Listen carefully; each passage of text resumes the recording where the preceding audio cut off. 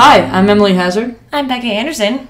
I'm Elliot Hazard. And this is Grey's Anatomy Uncut, a podcast where we discuss and analyze episodes of Grey's Anatomy. Elliot is back with us, all the way from 105. Man, it seems like a while ago. It's because it was. I was busy. Sorry. It's literally like a year ago. Yeah. Dang. Well, anyway, today we're talking about Season 2, Episode 15, Break On Through. Original song was by The Doors. It was Break On Through, parentheses, to the other side. Original air date, January 29th, 2006. Written by Zoanne Clack, directed by David Paymer. 18.44 million viewers, and that is down from last week. Yeah. Uh-oh. So, do you have any follow-up? I don't. I don't either. Hey, Elliot, do you have any follow-up? I don't know what that means. From 105. From Season 1, Episode 5. Probably doesn't even remember. I don't even remember what episode that was, to be honest with you. It was the party, yo. Oh, yeah. Just said you. No follow-up. So, Elliot actually didn't even watch this episode, so he's just here for fun commentary. Just to let everyone know. Alright. So, do you have an opening statement? Or do you want me to go first? I can go first. Ladies and gentlemen of the jury. Same joke you made last I time. know. Alright, so after two fantastic setup episodes, Zoanne Clack kills the audience with this one. So many things happen in this episode, and yet each one is done so well and so perfectly. The fact that they were able to include so many good storylines in one episode and actually do each of them justice is flat out amazing, and probably one of the reasons why I love Zoanne Clack. She's a veteran. The only thing that is more amazing than that is that Shonda Rhimes is able to do better next episode. Oh my god, yes.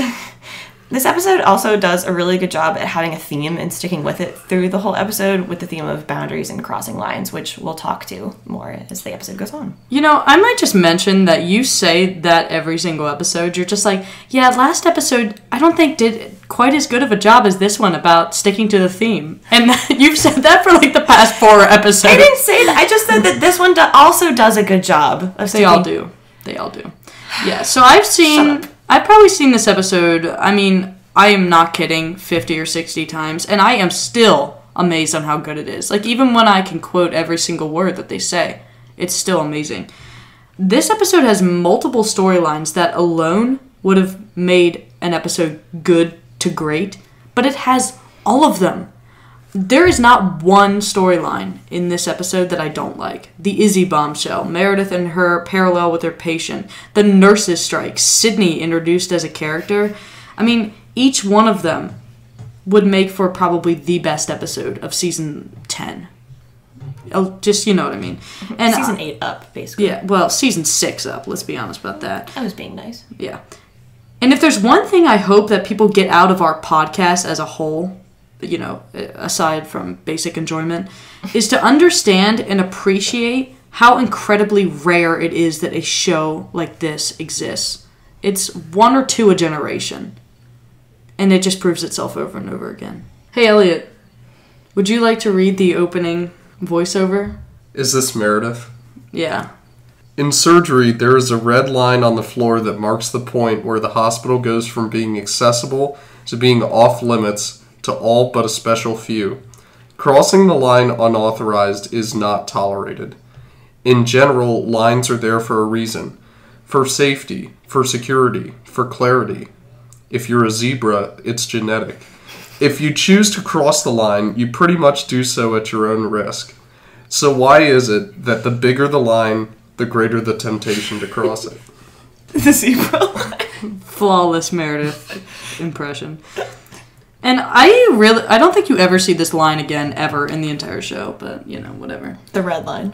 Yeah. Not the zebra line. I don't think we see a zebra in this show. Somewhere in, like, Season 10, a zebra just bombed. You joke about that, but there was an episode lion, in Season 10 with a fucking lion. It's like ER, they just ran out of... A lion. Ran out of ideas completely. Whatever. Okay. You know what? Yeah. The opening song is The Suggestion Box by... Aqueduct. Yep, that one. Aqueduct, I think. And we open with a red line on the floor in the hospital, and if there was ever a more fitting shot in this show, This show is basically all about what happens when you cross lines and bend rules. Yeah. Just ask Meredith. If there was an overall theme to Grey's Anatomy, crossing lines would be it. Yep. I can sometimes go a little overboard. Alright, so we open up with George and Izzie staring at the nurses protesting and having formed a picket line in front of the hospital. Except it's not even like a good picket line. You didn't notice that? They were just like, here's this beautiful walkway that you can walk straight up and there's like 20 people on each side. Yeah. And that's like it. I'm like, is this all the nurses in the whole hospital? I feel like they're like, we're picketing, but at the same point they're like, going in and take care of people. Yeah. Except then they throw like food at Cristina. I know, yeah, I remember that. And I was thinking to myself, how does this help your cause if you're just like buying bagels to throw at people and whatever? Katherine Heigl is looking awesome today, by the way. We find out that George's dad is a truck driver and his mom is a teacher. I also just love this What does his mom teach exactly? I don't know. I don't think they ever say. Because the rest of his family is so, like, stupid and uneducated that any she has to teach, like, woodshop or something. Just been hanging out with the mailman. And we have to talk about this line. When Izzie's going to go into the hospital and Olivia goes, change your own bedpan, Stevens. And Izzie comes back with, yeah, enjoy your syphilis, Olivia. Yeah, enjoy your syphilis, Olivia. How loudly did she say that? She screamed that. She said pretty loud. She screamed that. And when Izzie goes, they throw food at her. That is just wrong. And then she looks down and she's like, you know what? Fine. I'm going in. Could you imagine being the HR person in this hospital? I mean, you never see that on screen, but like... I would love to see that on screen. It was like, oh god, I got a full docket today. It's like 20 names on the list that you gotta talk to. And Meredith, god damn it, that gray girl again. Fine, I'm going in. Alright, then we cut over to Meredith at the nursing home. And can we just do this nurses, can we do this little dialogue here, just briefly, so I can show the audience what she sounds like? You'll be Meredith. Good morning. Morning, Meredith. How is she today? She's great. She really lights up when Dr. Weber visits. That's what she sounds like. And I feel like everyone who works in the nursing home is on drugs or is being brainwashed by the soldiers of Ba Sing Se. It's 100%. We get a scene later where the interns stumble into the dermatology place, and I feel like this is the same thing because they all seem kind of like woo there, and just everything is so nice, and this is the nursing home. I would like to start a narrative that if you eat the food here at this nursing home, you can't leave. It's like the Lotus Hotel. Mm-hmm. Exactly. And then we cut over to Ellis laughing with Richard, the chief. Which is super awkward. And they're talking Ellis sounds like a really posh, stuck-up person. And I'm sure she laughs like one, too. She's probably like, oh. Have you watched this episode? / Grey's Anatomy? The way that she just talks down to everybody, she's very self-important. Well, and then she says, one day I'm going to be chief of surgery. First woman chief, you watch. And then the chief says, I don't doubt it, Ellis. He's just in your fucking face. Well, he's playing into her whole... Yeah, he's probably just illness, you got Alzheimer's. Well, I got chief. I know, but he probably just doesn't want to debate her because he's what's the point? I know, but the way he says it makes me think, he says it almost sadly, if you were here, I wouldn't be the chief. Yeah. Is kind of how he says it. Yeah. He goes, don't doubt it for a minute. And it's if you didn't get Alzheimer's, he's basically you would have the chief over me. It's because Richard Weber never specialized in anything. He's a general surgeon. Jack of all trades. So let's cut over to Patricia talking to the temp nurses, and I swear to God she's wearing a necklace that looks like it could be a hidden immunity idol on Survivor. But the best thing is they actually kind of toned it down from last episode. Well, how could they have toned it up? And the chief is we need 40 additional nurses to relieve the overtime they're striking about. That's $2 million a year we don't have. And then freaking Derek is have you checked under the couch? I always find spare change under the cushions. Just what a malevolent asshole. Not to mention, that's just something that I would expect George and Mally to say. Or Karev. No, Karev, definitely. And he's like, I'm silencing myself. And I'm You're like, wow. good. Derek Thank probably you. took a few bong rips that morning. Alright, so next we cut over to the interns, who are all trying to figure out who their next resident is going to be. I think it's him. What's his name again? Oh, yeah, mouth breather guy. Mouth breather. Ugh. Anyway. And then Sydney is God. introduced. And she 100% doesn't notice. Like, she's like, O'Malley. And it's like, he's not there. There's only 4 of them. And then she just says this line, "Here you are. I was looking for you guys in the locker room, but you weren't there. And I thought, well, maybe my interns are looking for me too. And then I came out here, and here you are. Yeah, you guys look like a great group." And you're like, oh, good God, Christina's going to murder her. Which is awesome because my horoscope said it's going to be a very challenging day, and I was a little worried. But no, you guys, yeah, you look like a good group. Which is great because we're going to have so much fun. Hi, first of all, hi. And then she freaking hugs Cristina. Which Cristina has the best reaction to. Ow, ow, ow, ow. Oh, am I hurting you? No, you're touching me. And then she says that her philosophy is to heal with love. So, that's just... And we get a shot of Izzie's face, and she's like, what the fuck? I'm pretty sure if you use the same medicine and the same dosage and the same procedures, it doesn't matter if you love the patient. And then he's cowering behind the strike line like a little girl. Standing up for what he believes in. That's my kind of little girl. And you're like... And you're just like, ew, if you were a priest, this would be weird. Oh my God. And then I love how everyone just kind of scatters. They're like, I'm gonna go do this. And she's like, okay. And then here we get Addison comes up and she goes, hey, Dr. Stevens. And Izzie's just like, yeah, I can help you with this consult. Absolutely, I'm on it. And I want to believe that this 5-episode grudge that Izzie has been holding, I want to believe that the writers wrote that in just for this one moment to pay off in this one moment. Oh my God, yes. I feel like anyone could have come up and Izzie would just have been like, yes. And it just happened to be Addison. And but that's the best. No, but it wasn't. It didn't happen to be But I just her. love it. And she's just like, I know I hated you before, but save me. So then we cut. Meredith is just kind of aimlessly walking down a hall, assumingly avoiding Sydney. Maybe dissociative. I think she's just avoiding Sydney. She was like, yeah, I have patience. And she was like, no. I'm just and gonna then, stay here. literally, life gave her a patient. I feel like Meredith lies, and then the plot just, fills in her lies, so she's not a liar. She's like, I have patience. And God is just like, yes, you do. Here you go. So it's this little old lady who's so adorable. It's Grace, and her husband's name is Len, or Lenny, and I want to start the shipper name of Glenn. Glenny. Okay. What about Lace? So then we go back outside to the picket line. And Olivia.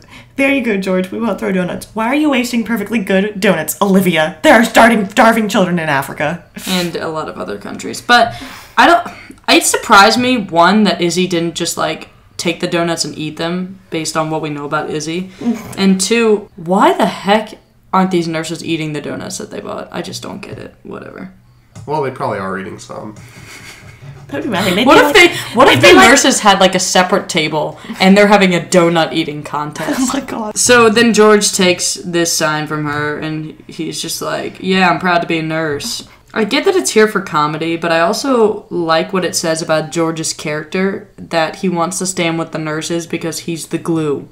That will come up again. Mm-hmm. Yeah, so we cut back to Grace's room without Lenny. So it's just Grace. No Glenn. No Glenny. And this new temp nurse, Angela, comes in. And good Lord, this woman. Whoa, is she dying? She's basically 5. When you look at her, she looks like a 10-year-old. They're trying to, be like, yeah, she's still in nursing school. But, her dialogue is just like, I'm a 5-year-old. Is he dying? But what is so cool about this? I'm a nursing student. I'm a nursing student, and Meredith is like, bitch, please.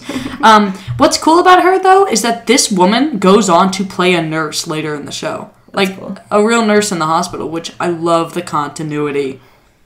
I'm going to go ahead and call her Angie, because I already like her better than some of the main characters later on the show. Fascinating. Yeah, so Meredith intubates Grace. With Angie's help. And she's like, awesome! And then Meredith gives her this, death stare. Meredith gives it, this look of, go back to kindergarten. Yeah, and then Angie, frowns. Okay. So now we meet Cheyenne. Cheyenne? Mm-hmm. Who this was such a good cast by them. Like, this actress is so good. Yeah, I mean, like, we don't even know this character at all yet, but when I first saw her, no one else could have played Cheyenne. And I don't even know who Cheyenne was, but I was like, this is Cheyenne. Like, there was no weird, like, disconnect between actor and character, which we get a lot on any form of TV show or movie. But yeah, still killing it with the casting. Killing it. Yeah, so basically we just learned that Cheyenne is going to become a mother. She's, 16, I believe? And her mom is there. And they are from a trailer park in Chehalis. Sorry. Is that how it's said? Chehalis. Alrighty. Okay. And they live at Chehalis. Anyway, so they live in a trailer park in Chehalis. Chehalis. Whatever. And basically, we just get a ton of dialogue that these two are poor as dirt, and there's even a couple lines where we're supposed to be like, wow, look at these poor mofos. And Izzie keeps giving her these loaded looks, every single time they say stuff. And just because I'm super type A when it comes to this show, Addison says, well, your doctor at the clinic is a former student of mine, so it's covered. So many questions. 1, who is this student? 2, why is he working in a clinic in Washington when she's from New York? And that's pretty much it. They're just 2 questions. Yeah. But we never find out who he is. Or she. No, we don't. And Izzie's basically like, beat it. I can watch your daughter for the evening. Go to work at the diner. And you can kind of see in this woman's eyes that she already doesn't like Izzie. Like, she thinks... What's so ironic is that she thinks that Izzie is making assumptions about her family, when really the mom is making assumptions about Izzie. That Izzie's like this elitist, I think you can kind of see from her face that I think she does think that Izzie's kind of like, oh, like, we're doctors, we're smart, all this stuff. Like, I'm better than you. But you can definitely already tell in the dialogue that it's like, it's not like that to Izzie. Because, like, she's making these, like, references and stuff like, oh, you're working the graveyard shift and stuff. And you're kind of like, huh. Yeah, she's speaking the lingo, Anyway. Trailer lingo. So now we get a scene where Meredith and the Chief have, like, super awkward conversation because she's basically trying to catch him in his lie. And he's just like, no, I'm not going to tell you. Meredith, I'm your boss. Oh my god. Well, it's that Meredith is trying to catch him in a lie. And the Chief is like, this woman's insane, because he's picking up on the fact that she's like talking weird and staring at him, but he's so busy trying not to give anything away that he's giving something away. Oh yeah. But I also I don't know why he's keeping this from Meredith. Like, she knows that they were like colleagues and all this stuff, and so wouldn't it be completely reasonable for him to be like, yeah, I went to go visit my old colleague friend. She knows that they were involved. Yeah, I think that she does know. I think what the Chief is afraid of is that she put the pieces together, and it's been this awkwardness ever since she came. But see, they've had so many of these awkward things where she's trying to catch him in a lie, and he's just like, I don't know what you're talking about. At this point in the show, we don't know if she's just picking up on stuff from when she started this internship to now, and that's when she's figuring it out, or if she kind of had an inkling of it before any of this started. Mm-hmm. I would put my bet on that she knew before any of this started, just because it's only been a few months. It's been 3 months, 4 months. Mm-hmm. No, it's been 6, but you know the point. So now we cut down to the pit where we meet Claire and Wade. And they're on their honeymoon. They're annoying. They're on their adventure honeymoon. They're like those people. Yeah, she's got this disgusting little infection on her leg. And Cristina draws a line. She literally draws a line, and then the infection crosses the line. Even infections cross lines in Grey's Anatomy, guys. In this episode. This is just... The bacteria cross lines. Yeah, they're just we're in Seattle Grace now, we must cross that line. Any line you see, you must cross. Nothing much happens there, except for the fact that they're where's the awesome adventure? And Sydney comes in and she's like, ooh, that's so cool. And everyone's like, ugh. And I half wonder if Cristina is just I hate these bitches. I want to cut this person's leg off. We get a Meredith and Derek scene now. And Meredith is wandering around the hospital again. Derek comes up to her and he's they've switched places in this episode because now she's the one wandering around the hospital with nothing to do and just kind of at work. Yeah. And then She's Derek's probably just wandering and fantasizing about Derek all day. Yep. Probably. Derek's just like, hey, your dog's fine. He's your dog now. I miss him. Double meanings. And then Addison just like literally pops up like behind Derek's shoulder and she's just like, hey, what's up? And she's just like crouching back there. I know. Like anyway. She's just like, hello. And then Addison goes, he misses you too. And I'm like, double meanings. Cruella de Vil. And then this part, you should come visit. The dog, I mean. And you're like, and you're like, Addison, why would you You're say like, this just got even more awkward. Yeah, it was already awkward and Addison Meredith, I'm walking away now. You're terrible at tennis. I'm gonna leave. And then Addison attempts to flirt with her husband again, where she's just like, I'm looking for a neurosurgeon to consult a fetal spinal tumor. You know anybody good? And Derek's like, And you're like, he's like, I'll recommend you 5 other surgeons besides me. What if he was just like, yeah, I know somebody pretty good. Like, his face drops and he's just like, that joke wasn't funny. He's just like, here's his card. I'm busy. I have to go flirt with Meredith more. She knows how to flirt. Who, Meredith? Yeah. You think so?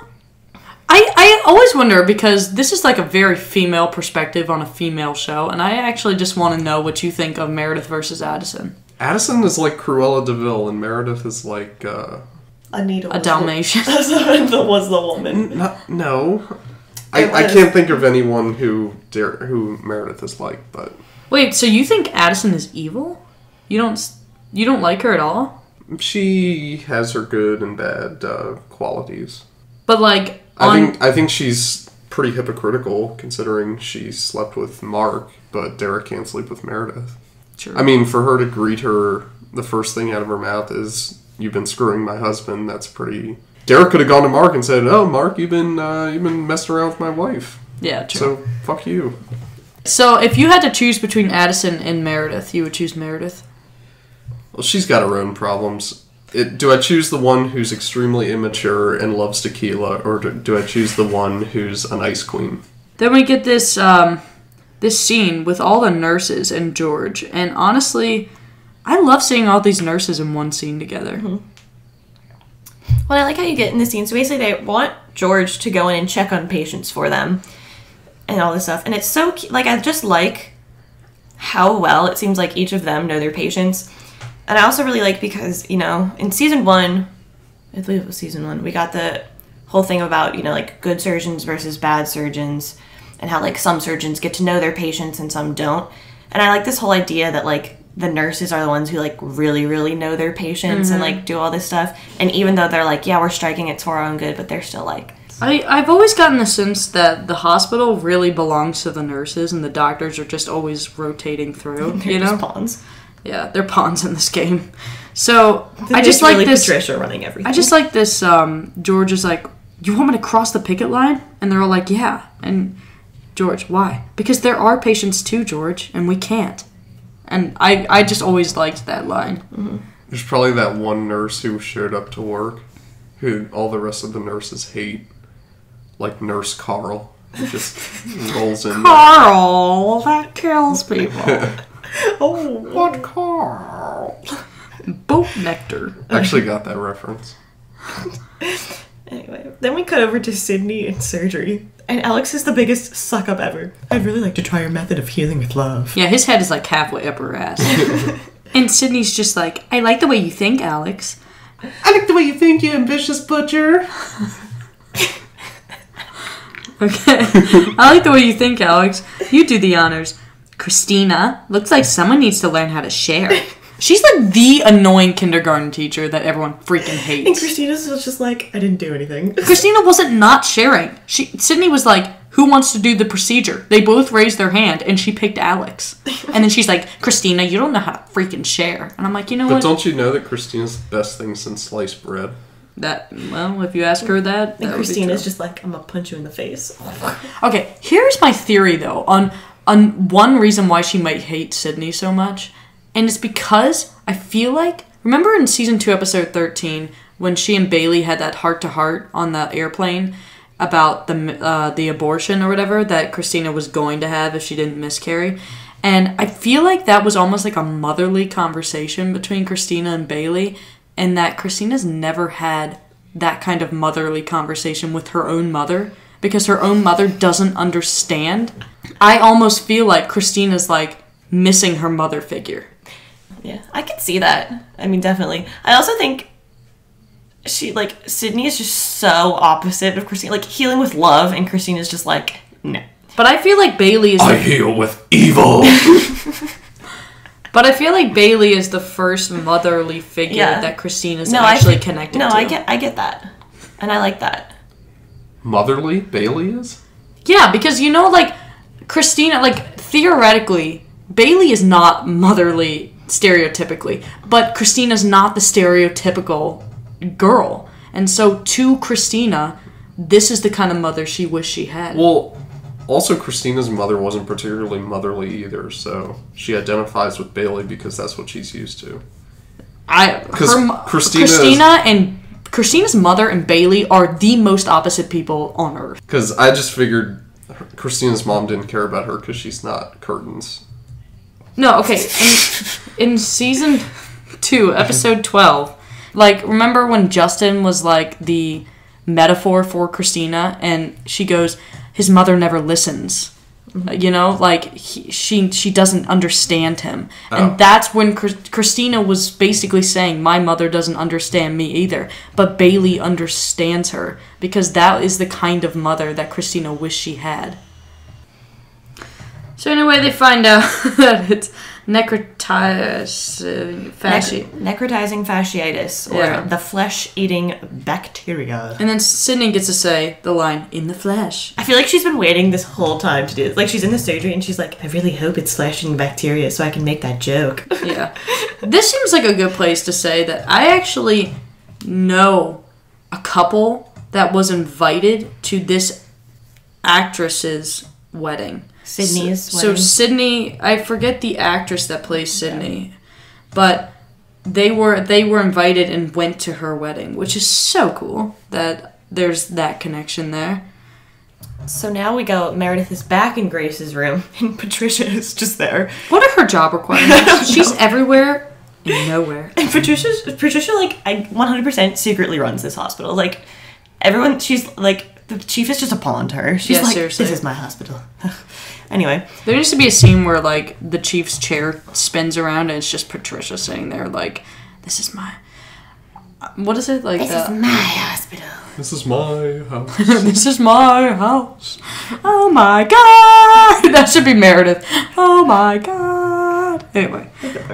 So basically they find out that Grace was DNR, and we meet her friends. I love them. Who are 100% the Golden Girls. I love them. Anyone who doesn't love these three, I will fight you. Ruth is 100% Dorothy. Eleanor is Blanche. And Agnes is Rose.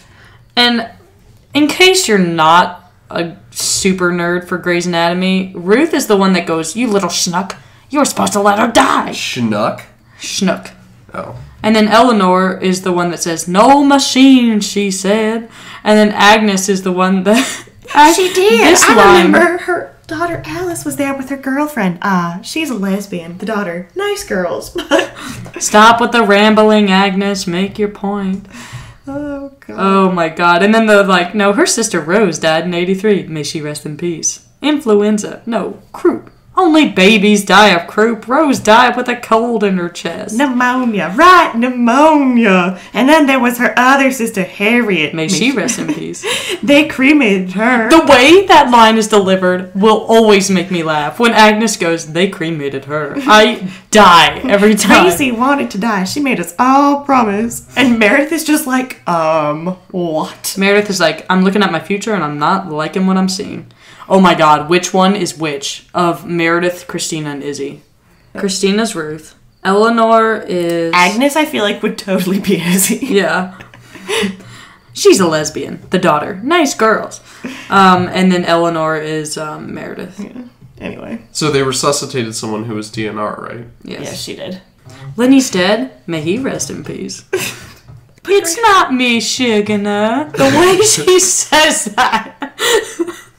I feel like we need a soundboard of that I can play when someone says something ridiculous. And I can just hold it up to the mic and Eleanor will just say, it's not me, Sugar. Because that is amazing.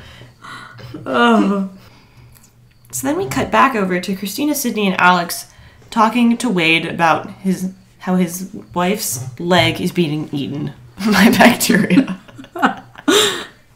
Your leg is a buffet for bacteria. Who said that? I did. Emily did. I said that. I lost my place. So anyway, Sydney and Alex are like, we're going to save the freaking leg. We're going to cut this thing to pieces and save the leg. And Christina's like, no, give me the saw, bitch. Let me amputate. But they both make super valid points. Yeah. And so I want to ask the question, which do you agree with, Sydney or Cristina? Because honestly, they're actually both being level-headed. Yeah. And see, I feel like the problem for me to answer this question is that I actually don't know enough about medicine. You know? I'm like, I don't know, like, is the flesh, like, how quickly does this flesh, because Cristina makes a point later, she's like, the infection can get in her blood and that's lethal. And it's like, well, how long does that take? Like, is there signs that you can go through? Like, is there a certain time where they're like, if we don't have it all gone by, like, after this many hours, then we have to amputate? Like, that's the kind of stuff that I don't know. And so I'm like, they're both making really good points and actually both looking out for the patient's needs in one way or another, you know, because Sydney's thinking about, like, well, her lifestyle, she's active, all this stuff, like, she's going to want her leg, which, you know, is a valid point. But then Christina's like, but I'm trying to save her life. And, like, ultimately, like, if you had to choose between dying and living, like, everyone's going to pick dying. You mean if you had to choose between...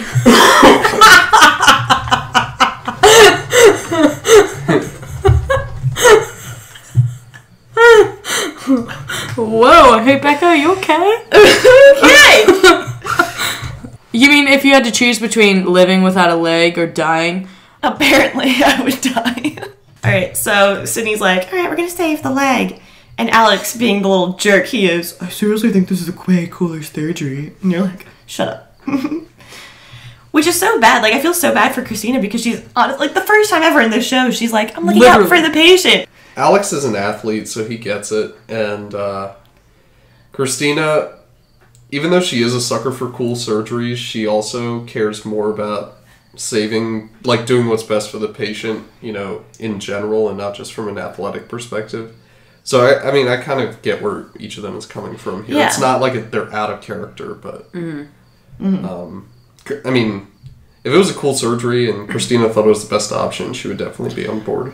But we'll really get this later in the episode. The tragedy of this is literally the first time in the entire show where Cristina is putting aside what she thinks is a cool surgery to help the patient. What she believes will help the patient the most. Mm-hmm. And Alex is only doing this so we can get a cool surgery, yet Sydney flip-flops them and thinks that Alex is the compassionate one when it's really Cristina for the first time. And it's like so tragically, it's like so tragic because this is teaching Cristina that why should I be compassionate to patients? It always comes and backfires right in my face, you know? Yeah. When Alex is the one that's getting all the credit for being an ass. Mm-hmm.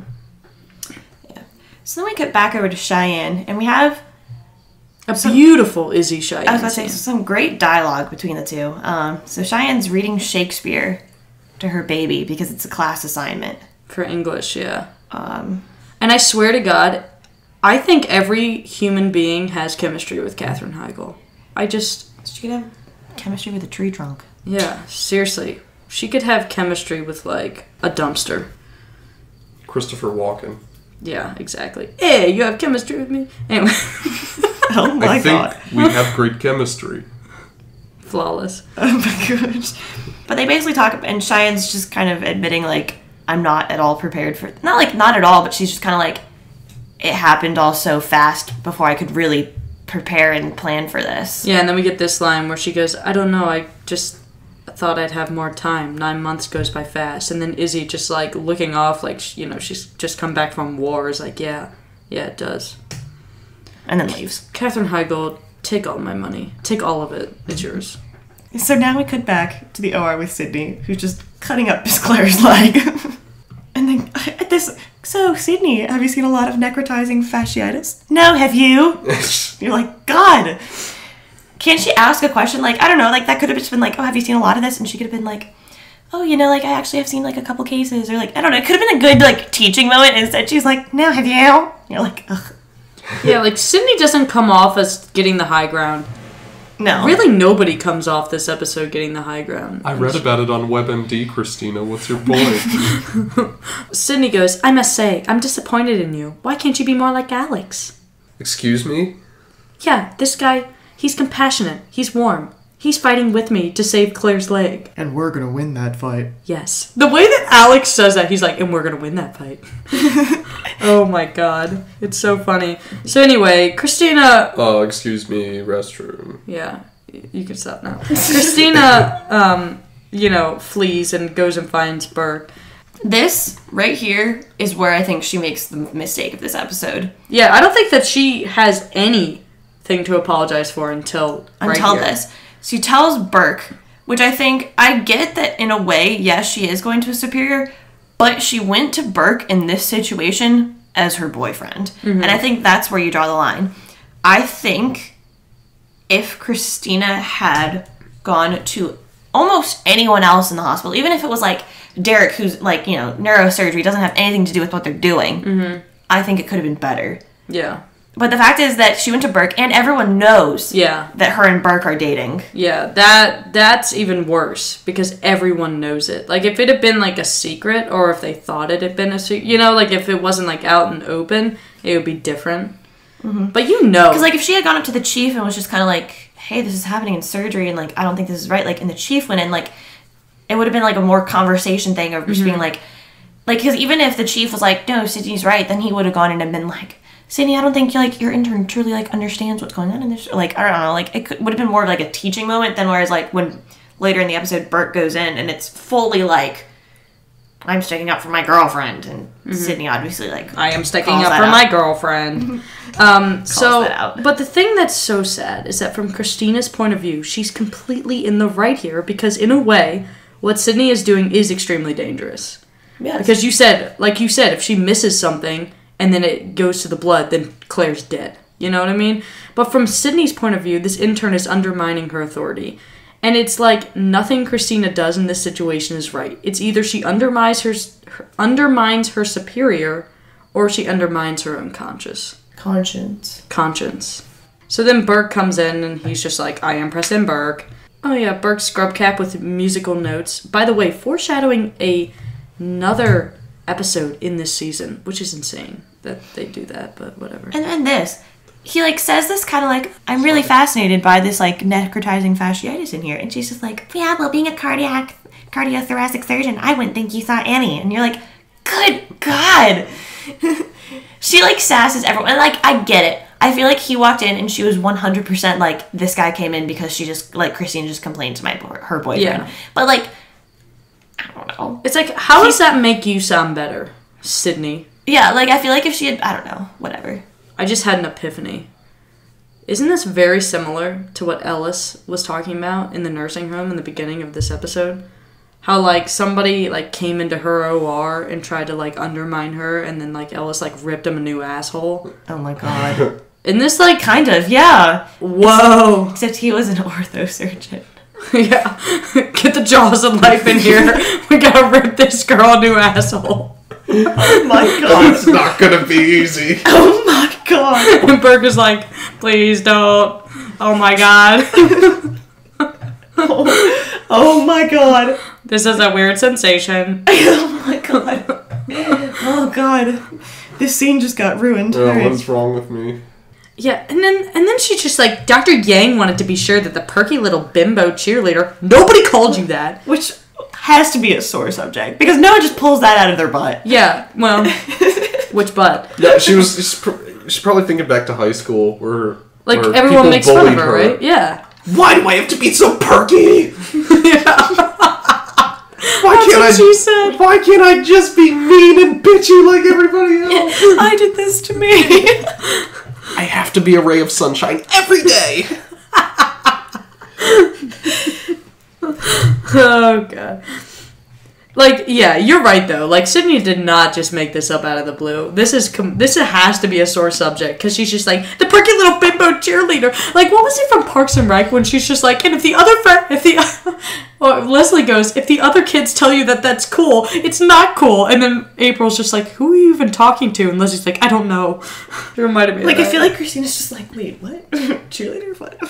Yeah, and then she goes, now when I'm done, if it's still spreading, then we'll take the leg. And I'm like, if you had just freaking said that in the beginning, then none of this would be happening, Sydney. Yeah, I don't know why she had to keep that a secret. Yeah. I don't know.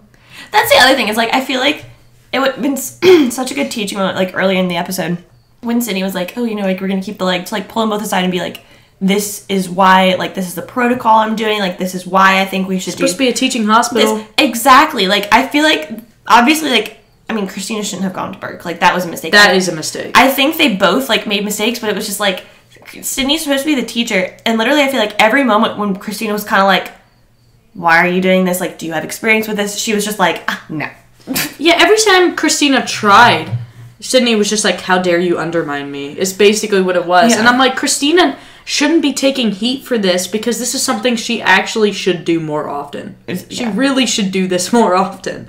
God. Is be like whatever. Anyway. Then we cut over to the chief talking to the Golden Girls.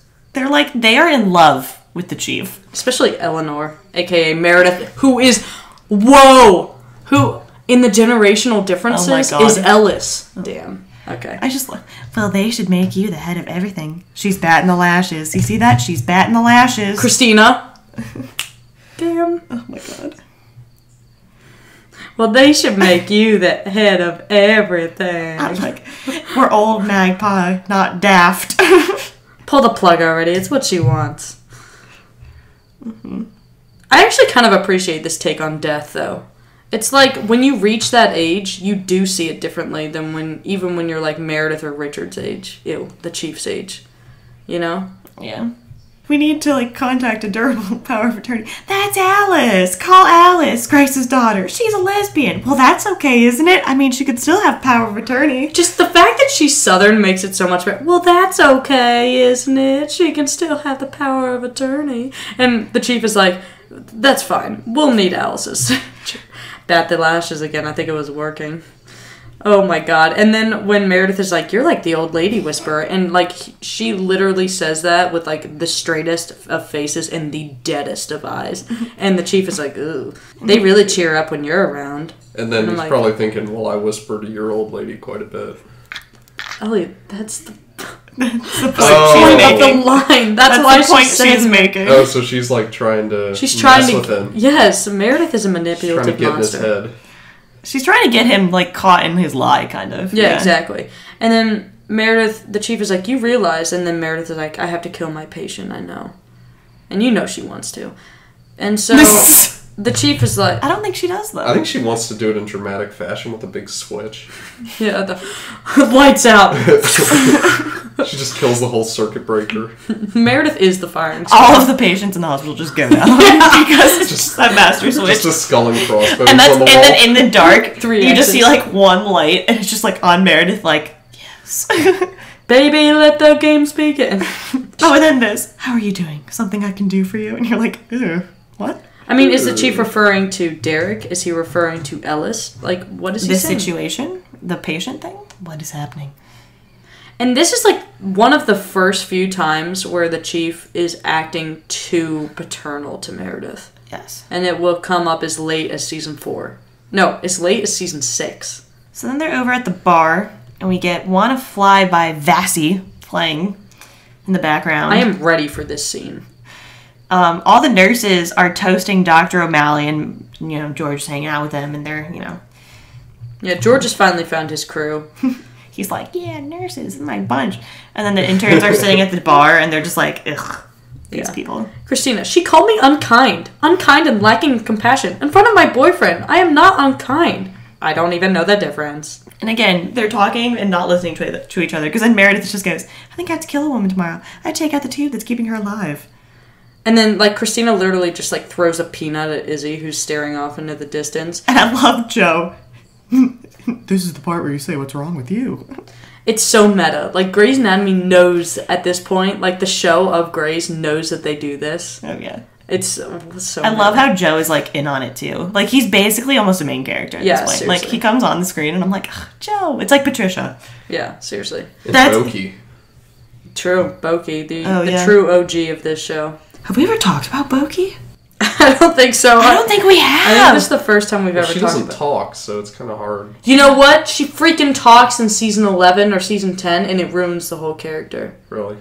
It's such a shame. Like, I saw her talk, and I heard her voice, and I was like, ruined. Whatever. Basically, Boki is... There's this one nurse that's in, like, every scene, but she doesn't talk. This, like, older lady Asian nurse. You can see her in literally the first OR scene of the show, and she's still on the show. Yeah. Yeah, but the whole point of her is that she doesn't talk. And so, like, there are, like, Tumblr pages about Boki, and then she talks in season, like, 10 or 11 and ruins it.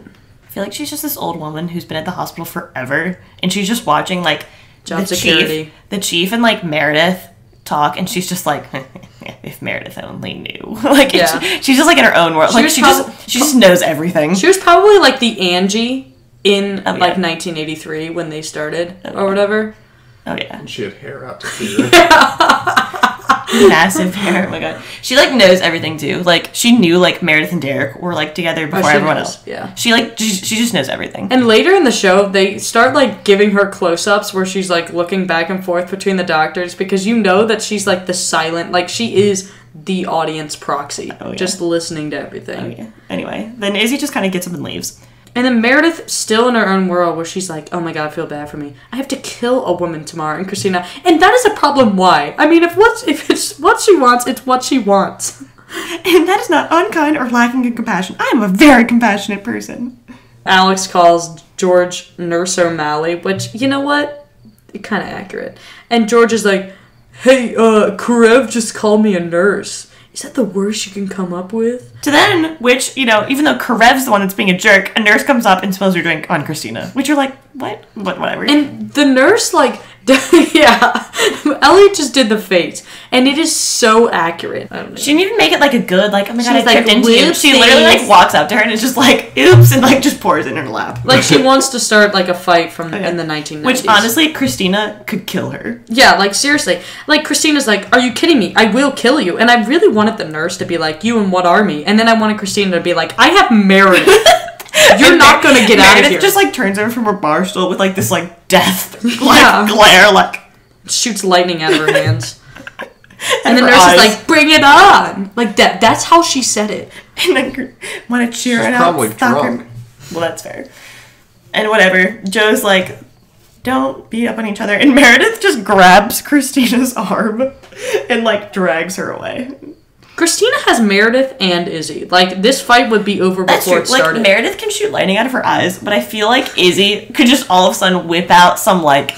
nunchucks. Some, like, moves or something. Like... I learned this in the trailer park. Oh my God.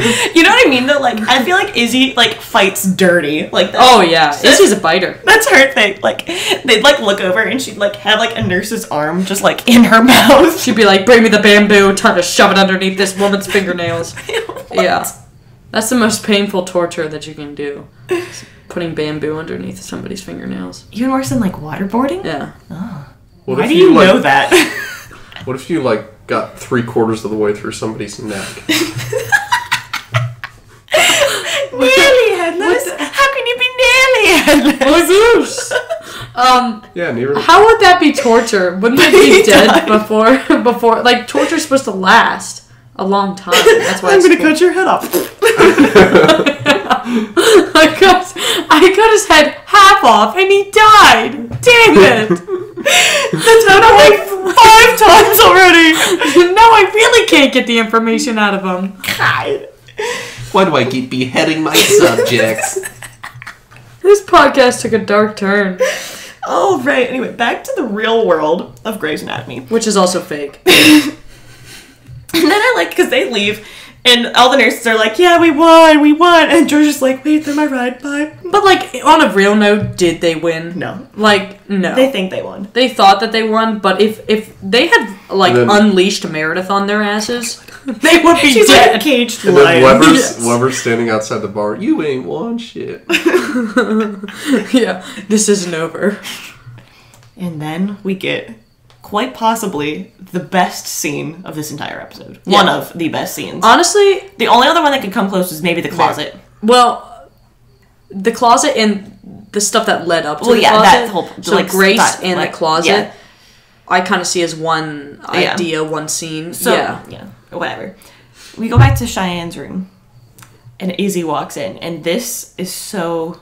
This scene is amazing. This is an incredible scene. Yeah. And I just want to let everyone know that this wasn't a season finale. It wasn't a season premiere. It wasn't a 2-part episode. This is a scene that we get in a normal, everyday episode of this show.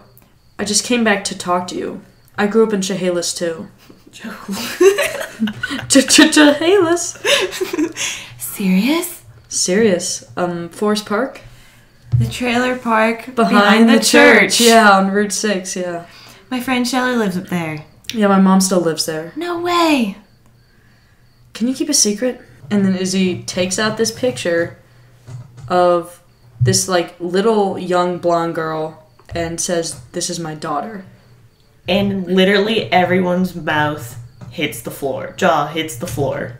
Yeah, seriously. If you're not sitting down, sit down. And if you are sitting down, stand up and sit back down dramatically, because that's amazing. And if you want to faint and bust your head open, stand up and keep standing. If you're in the car, keep driving, focus.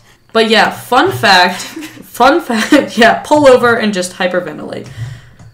We actually, all 3 of us went to high school with this girl that's in this picture, which is crazy. I found out about this when I was in high school, from her, and I sat next to her in one of my classes, and it was the most surreal moment because she had no idea how into Grey's Anatomy I was. And I held it together while I was watching, I was sitting there with her, but then I flipped shit when I left that room. I remember you telling me. It was insane. And actually, I think I went to all 3 schools with her, like, elementary, middle, and high. And so I have the picture that Izzie gives Cheyenne in a yearbook. That is insane. You need to find that yearbook. Oh, I have it. So we come back from commercial to the perfect song for this scene, "Someone to Love" by Kate Earl. Oh. Feet on the ground! That could be a song. If anyone gets that reference, let us know. So let's do some dialogue. I'll be Izzie again. In this picture, she's 6, but she's 11 now. She lived in Santa Barbara, but they moved. I don't know where. But I know that her name is Hannah, and she likes pigs. Pigs? Yep, she collects them. Like figurines and stuffed animals, I think it's because her mom probably read her Charlotte's Web. I thought you were her mom. I'm her mother, but I'm not her mom. Look, I know that where we come from, this kind of thing doesn't get talked about, but I want you to know that there's more than one way to be a good mother. I wanted better for her than I could do at 16. I love my baby. Of course you do. But you're reading her Shakespeare.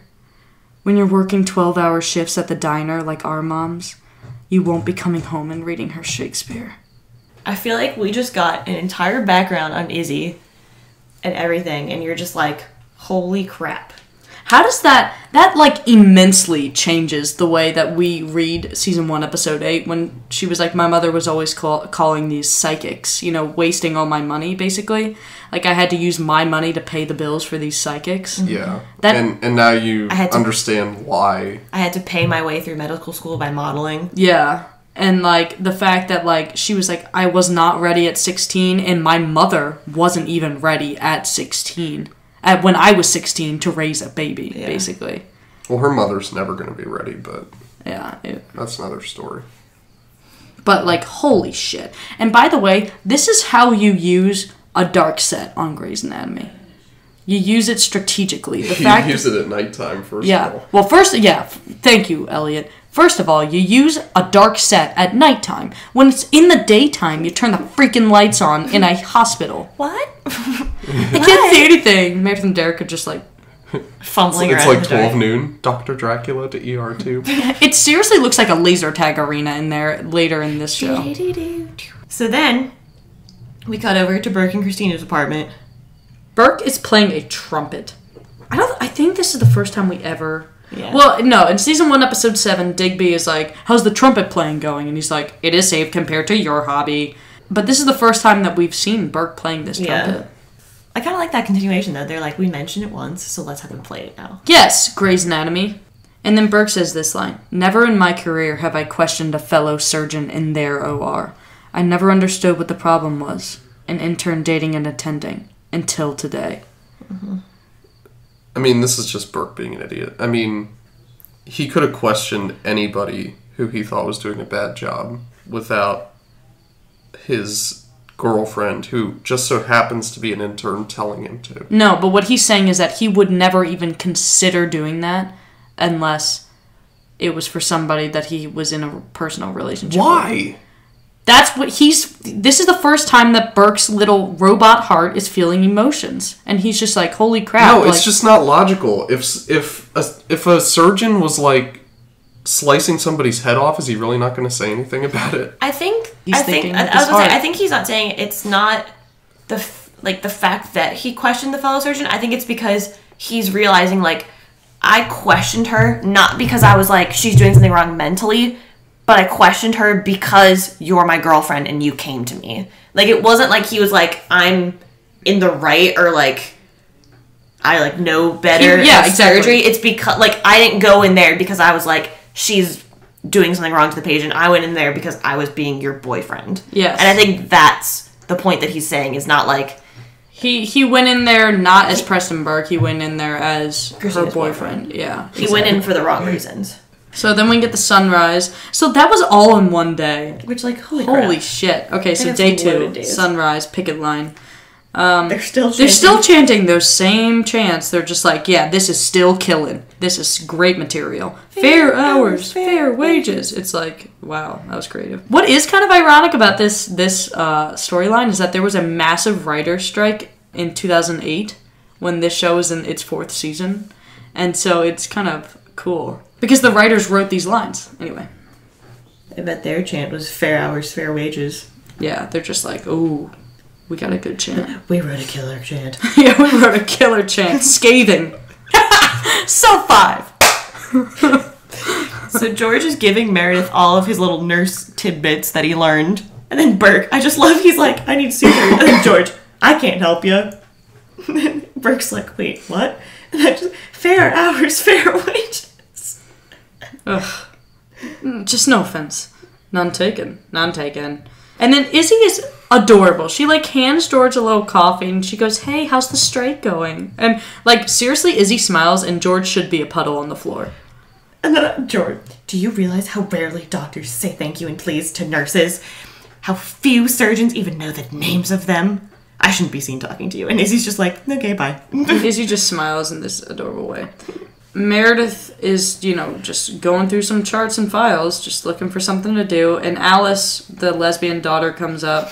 She's like, hey, I'm Alice. And then Meredith's like, yeah, come with me. So then we cut over Mrs. Wood, who is Cheyenne's mother. So her name is Cheyenne Wood. Okay. Cheyenne Woodley. Shailene Woodley. Cheyenne Woodley. Oh, God. Emily's favorite actress. Ugh. She's probably my least favorite actress of all time. Anyways. You said you'd look after her. You told me to go to work, and you said you would look after her. And then Izzie, like starts looking around, especially at George. She's just, like, not here, basically. And has to take her into this, like, quieter section of the hallway, which is a big thing, because, like, Izzie has always come off as somebody who's, like, I'm not hiding anything, like, I'm very open. Yeah, exactly. Yeah. She's always been super open, and she's always been like, I'm... You know what? Yeah, yeah, I'm modeled for money. Exactly. Like, medical school. You can put up posters and whatever. Like, it's not gonna... Using other people's toothbrushes, walking in while George is showering, and she's like, you can look at me in my underwear, but this is the thing, that... Yeah. Mrs. Wood is like, you're putting ideas in her head. How do you tell a scared kid to give up her baby? You know, George is still kind of interested, like looking over at Izzie to make sure she's okay, which is awesome. Can you be Mrs. Wood here? Sure. Start with you're not. You're not a shrink. You're not her mother. She's my kid, and you crossed the line. The theme. I'm sorry. No, you're not sorry. You're superior. So what? You're a big shot doctor, and you get to judge us? You get to tell my kid how to live her life? Cheyenne is smart. She's smart, and she's thoughtful, and she can have more. She can have more than a trailer park and a graveyard shift at a truck stop diner. Don't you want that for her? I mean, if you can get past the fact that I'm superior and that I'm judging you and I'm telling you what's best for your family, if you can get past all of that, isn't it also possible that I'm right? Mm-hmm. And I was like, damn! Yeah. Don't even try to mess with Izzie.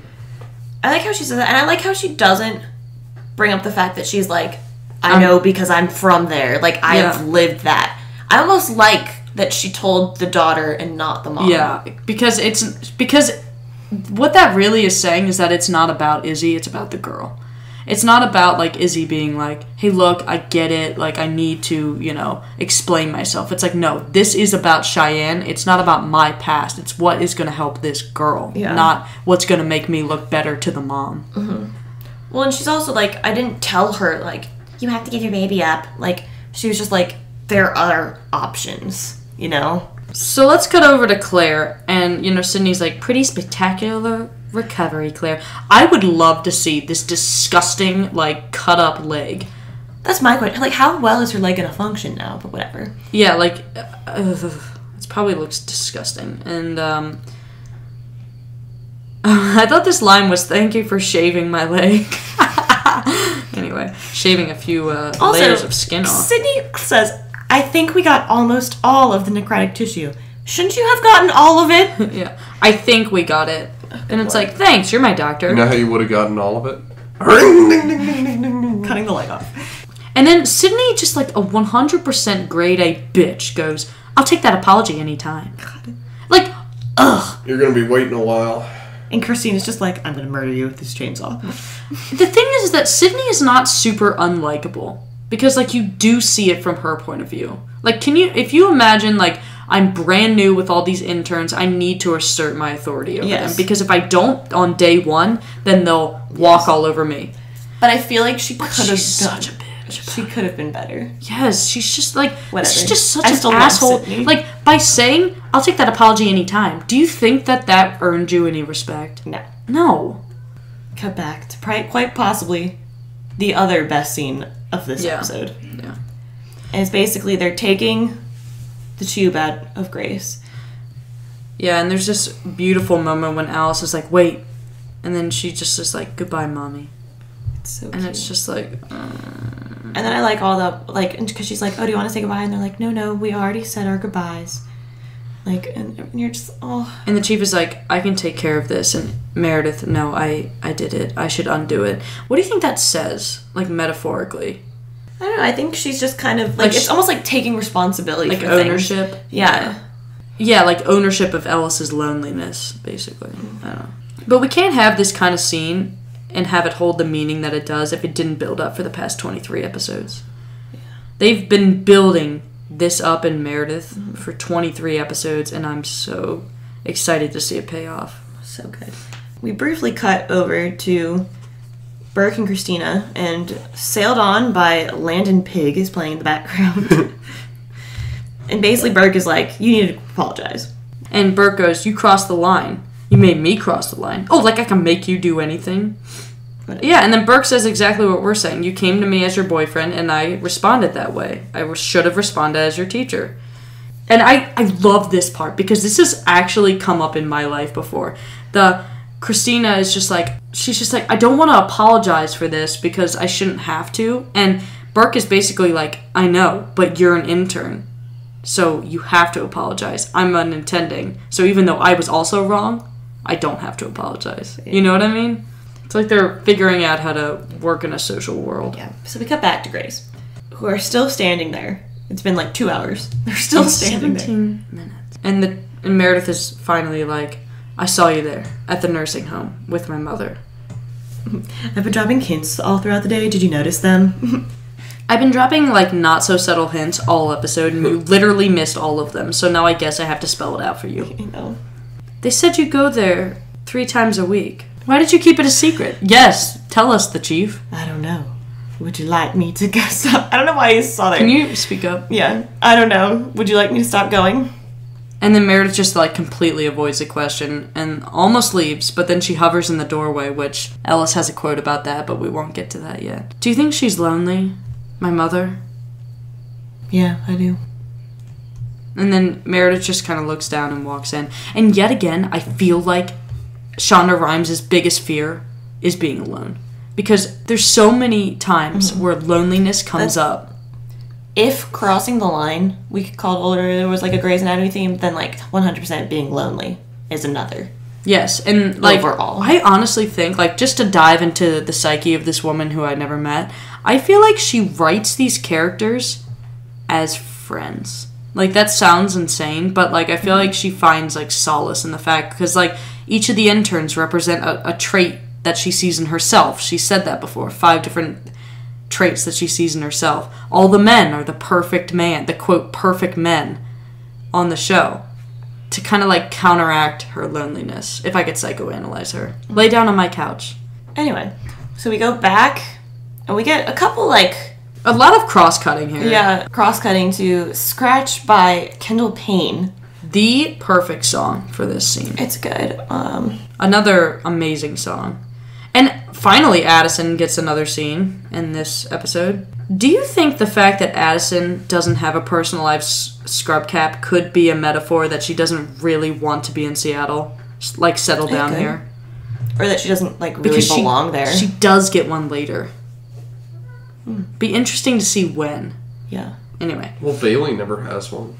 But she's not an attending. And, well, she does have one later in the show, but they like to break their own rules later in the show. And so Ruth, this whole episode, she's been saying, may they rest in peace or whatever, and it finally pays off right here when Ruth goes, may she rest in peace. And you're like, oh my god. Meredith has to call the time of death, and Ellen is an amazing actress. This scene is phenomenal. So basically, she calls time of death, walks out of the room, and just, like, goes into a closet, and Derek, of course, sees her because he follows her around everywhere. I would debate, though, that before the closet scene was way better. Like, when she was, like, having trouble getting time of death out of her mouth. Oh, yeah. And staring forward and watching, like, as, like, this woman's, like, falling apart. You know what I mean? Oh, yeah. I mean, she does such a great job. So then she starts hyperventilating, and Derek is, like, trying to help her.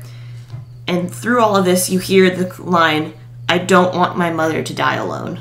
And I remember we were watching this together, and I was like, there it is. Yeah. Like, there's the root of the problem right there. Mm-hmm. Is that she doesn't want her mother to die alone. And if we're looking at those generational parallels, she doesn't want to die alone. Mm-hmm. I also like the simplicity of the fact that Derek literally doesn't do anything. Like, he doesn't offer her any solstice or anything. He just says, like, just keep breathing, slow, deep breaths, or whatever.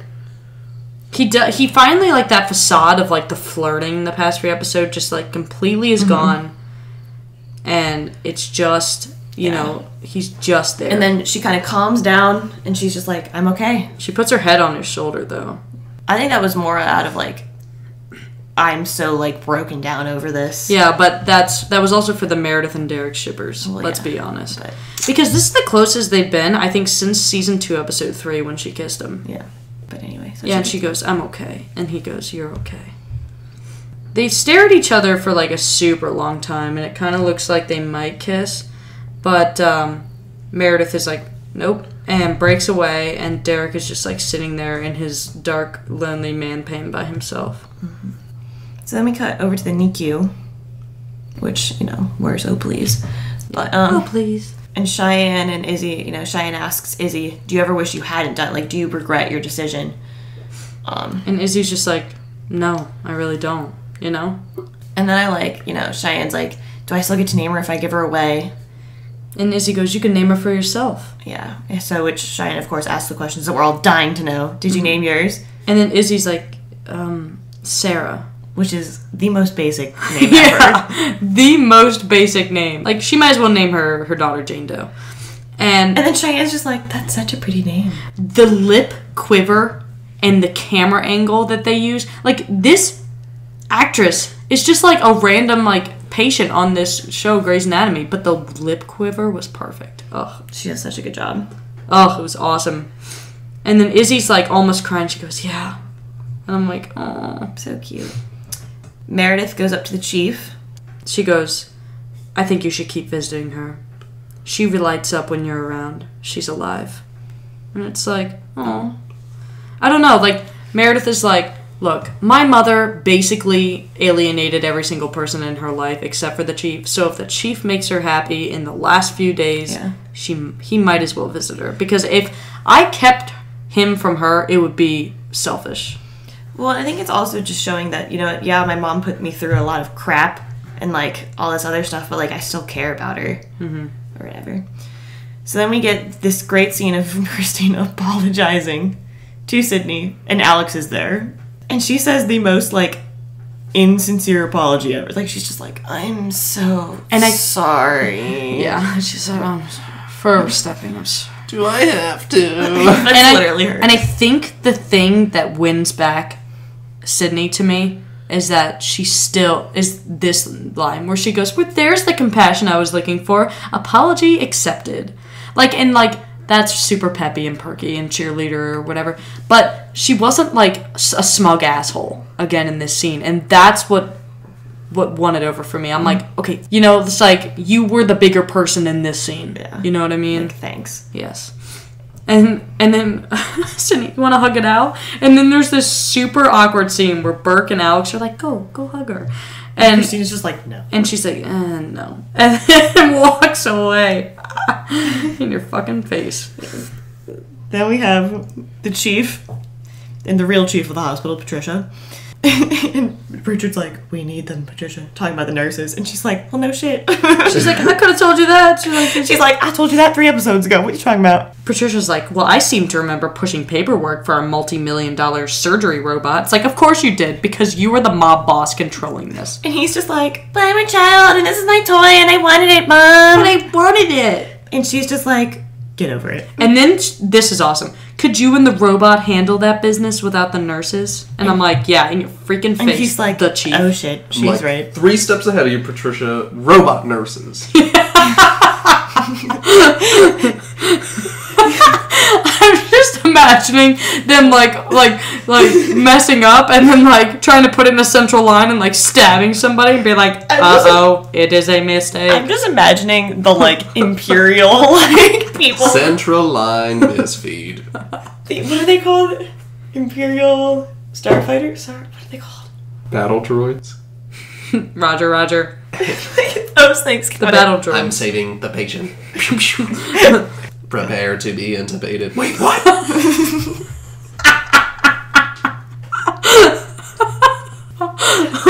Your rectal awaits. Oh my god. We have some good ones coming out of this episode. Alright. We cross over, and Just in Case by Leroy Stagger starts playing. And we get one quick scene of the nurses cheering outside on the picket line. And then we get a cut to Addison and Derek in bed. And then it cuts Derek is wearing a wife beater, which is just like barf. And Addison is laying on his chest, and Derek is just like looking super like contemplative. Like he's I just know like, he ever wore a wife beater on this He show. wears it one time, and it's this scene. And then and I kind of like this ending scene parallels the one from 205. Yeah. And George is in his room, you know, on his bed, and Izzie comes in. Are you okay? And she's like, yeah, I'm fine. And then he's like, all right. And then Meredith comes in. Are you okay? Yeah. And then he's just like, what is wrong? What happened today? Nothing. George is playing a PSP. Just in case you forgot, this is 2000. Yeah. And then you get this line from Izzie. We don't know everything about each other, George. And Meredith is like, yeah. George is like, true. They still make the PSP. And then the episode ends with, anybody want to have sex? And then gosh. Izzie is like, George. Like Meredith that. laughs. Oh, George. And they're all like, ew. So then we get this closing. OTP. This closing. Yeah, true. Izzie and George OTP. We get this closing here. We can't help ourselves. We see a line, we want to cross it. Maybe it's the thrill of trading the familiar for the unfamiliar. A sort of personal dare. Only problem is, once you've crossed, it's almost impossible to go back. But if you do manage to make it back across that line, you find safety in numbers. Not one of my favorite ending speeches, not gonna lie. A good Yeah, it's scene, kind though. of lame. But a very good scene, yeah. It's one of those ones where you like are really paying attention to the scene and you don't so much care about what she's saying. Yeah. So seriously count for this episode was 2. And we have some patient rankings now. Elliot, there were only 3 patients, so theoretically you could actually organize them in your head real quick and then we can do this. So, Elliot, you're number 3. Claire. Yeah, I think we all said Claire for number 3, yeah. Because, I mean, let's face it, when you have Grace and Cheyenne in this episode, Yeah. you can't be... No. Claire's coming in dead last. Alright, so number 2, Elliot? Grace. Okay, so my number 2 was actually Cheyenne. Same. But honest, I feel like you could Swap. have interchanged them. This is a lot about mothers and daughters, this scene, this episode. Like, we get Meredith and Ellis. We get Cheyenne and her baby, and then her mom, and then Izzie talking about her daughter, and then we get Grace and her daughter. You know, there's a lot of mothers and daughters in this episode, and I feel like maybe women connect to it differently than men. Possibly. The reason why I didn't put Grace as number 1 is she doesn't actually say anything. But I almost like that choice, where it's like the patient, it's not about her, it's about her family. I don't know. I think that... You're a sucker for the Golden Girls. Just admit it. Oh, that's not a secret. Okay. Yeah. Okay, so my number 1 was Grace. Same. And yours was Cheyenne, Elliot. Yeah. And again, I think, honestly, like, the 2 of them I had issues with. I was like, I don't know which one I want as my number 1 because they both brought so much to both Meredith and Izzie's character development and did so much for this episode. And so I think the sole reason that Grace is number 1 is I think because that one scene, like her scene, Meredith's, that scene that we were talking about outweighs the Izzie and Cheyenne scene by just a little bit. I think I picked Grace as number 1 ultimately because she was resembling Meredith. She was from Meredith's storyline, and I'm sorry, but I'm a sucker for the main character of this show. I love Meredith, and I feel like the show should revolve around her, and so when an episode or a patient does, I tend to gravitate towards them. So, does anyone have a make one change? Elliot, if you could make one change to this episode, what would it be? Can you come back to me? Yeah. I have nothing. I could try. Saw off Claire's leg. Honestly, okay, maybe one thing. Make the nurse's picket line better. Yes, okay, so that was my thing, is that, like, we've been building up to this picket, this, like, thing for episodes, and I feel like we didn't get much of the nurses picketing. Did you notice that? Like, they're just, like... I feel like, if I could change one thing, I think Cheyenne's mom's kind of irrelevant in this episode. You can still get the same message across without her being But would it there. be better if she wasn't there? I think it would be, actually. Because it's kind of, Izzie talking to her is irrelevant. But I Cheyenne gets like, the message. I like that line. What if they took out that scene with Izzie and her mom and put in more picketing for the nurses? No. I wouldn't want that. I really do like that scene where she was like, isn't it possible that I'm also right? I don't know why. Well, I know why. It's because Katherine Heigl is awesome. I guess her mom had to be there because she's a minor, right? Yeah. So she... Yeah, but I see what you're saying. Like, maybe she's not a minor. Say she's 18 instead of 16. Yeah. She's mature. She's Was her definitely mom really mature necessary? enough, I think, I think she's more mature than her mom, actually. Yeah, but I think ways, that's kind of like a parallel. Because Izzie is supposed to be more mature than her mother, too. Mm-hmm. Well, I think it's also supposed to be the thing is, like, I think we're supposed to get almost from this that Cheyenne's mom was also kind of like a teenager when she had Cheyenne. Yeah. And I think it's supposed to be like, don't fall into this you pattern. don't want to be like your mom. Yeah, you don't have to fall into this And so I feel like pattern. that's what the thing is it's like Izzy saying is like, you are reading your daughter Whoa. Shakespeare. Holy crap, wait, hang on. So Izzie's like, you don't want to be like your mom, Cheyenne. And Meredith is like, I don't want to end up alone like my mother is alone. So I'm going to allow the chief to visit my mom, and the chief is Derek in this parallel. Mind blown. So here's the happy compromise. If I could make one change, I would make it an extended episode and add... Make it 4 hours long. Well, I would make it longer. I feel like it needs a little... Like, it needs, like, another 10 minutes or something, you know, 10 to minutes breathe. of, like, some solid striking. Yeah, just 10 straight minutes. 10 straight minutes of Debbie. Yeah, making, like, there's, like, a war table, and they're, like, pushing pieces across. They're like, you flank the east side. I'll take the west wing. So, the chief likes to take his lunch walk around the hospital on the east side. Yeah. So, at exactly 12:10, he will be at this location. We need reinforcements here. Tyler, take this metal pipe and break his kneecaps. I need more donuts. I don't know what's wrong with you people. Olivia, go on a donut run. The Dunkin' Donuts next, closest to the hospital, is out of donuts. We need to find a backup. Also, we're from Seattle, so the Dunkin' Donuts closest to this hospital may be in Wisconsin. Damn it. Wrong zone. Oh, God. So, this... They just throw cups of Starbucks coffee out instead. They're just like, that was $3. Where's my mocha latte? A non-fat one. Anyway, just really quickly, this gray matter post here, this is interesting because it goes into kind of a background of how they shoot an episode like this, which is awesome. So if you're interested in that, like I am, go ahead and read that. I'm going to put it online. I'm not going to read any of it here, though, because it's already a super long episode. And, but yeah, great post. So next week is a freaking doozy. It's season 2, episode 16.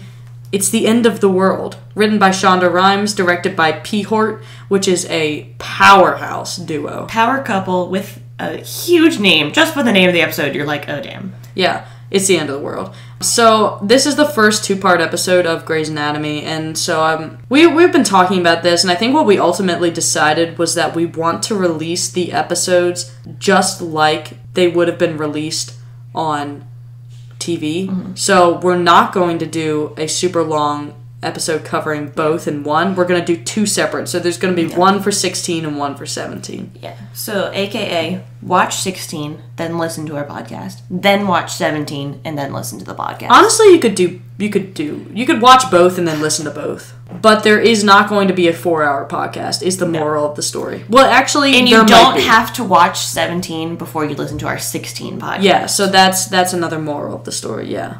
So, anything else, Elliot? Anything else you want to add? Becca? Alright, so if you want to get in touch with us, you can on Twitter. So I'm at hazard_Emily. Becca is at Anderson_Becca. And the account for the podcast is at Grey's Uncut. Longer questions or comments can go to our Gmail, which is greysanatomyuncut@gmail.com. And I'm not on Twitter, but you can reach my pager at... Elliot's MySpace account. Yeah, MySpace. Elliot's social security number. All right. Ch-ch-ch-hey-less. All right, bye.